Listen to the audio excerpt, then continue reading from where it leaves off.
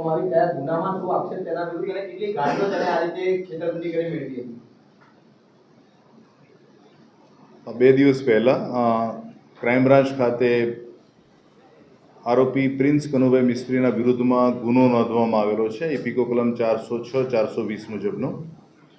આ આરોપીએ જે 4 વ્હીલર વાહનોના માલિકો જે છે એમની પાસે એવી રજૂઆત કરી કે એની પાસે આ વાહનોને ભાડે ફેરવવા માટેના કોન્ટ્રાક્ટ મળેલા છે અને એ કોન્ટ્રાક્ટ પેટે એને ઘણા બધી મોટી સંખ્યામાં વાહનોની જરૂરિયાત છે.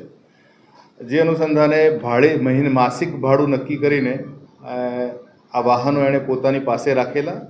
આ જે માસિક ભાડું છે એ વ્યક્તિ દીઠ એનું અલગ અલગ હતું. કેટલાકનું મહિને 25,000 હતું, તો કોઈનું 30,000 હતું, તો કોઈનું 36,000 રૂપિયા હતું. આ રીતે એણે અંદાજે 75 જેટલા વાહન માલિકો પાસેથી મેળવેલા અને એ વાહનોને એણે ગીરવે મૂકી અને એ પૈસા પોતાની પાસે રાખી લીધેલા.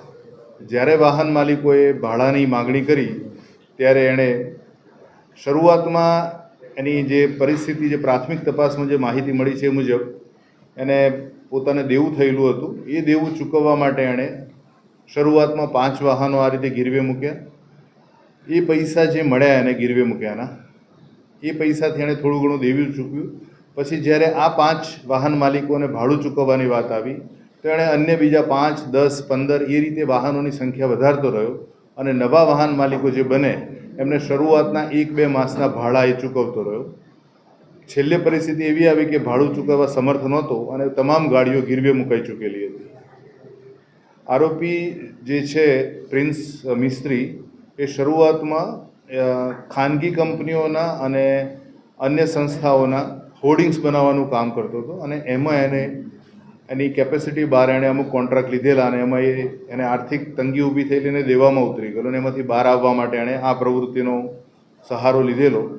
અત્યારે આ તપાસમાં કુલ 76 વાહનો પૈકી 35 વાહનો રિકવર કરવામાં આવ્યા છે.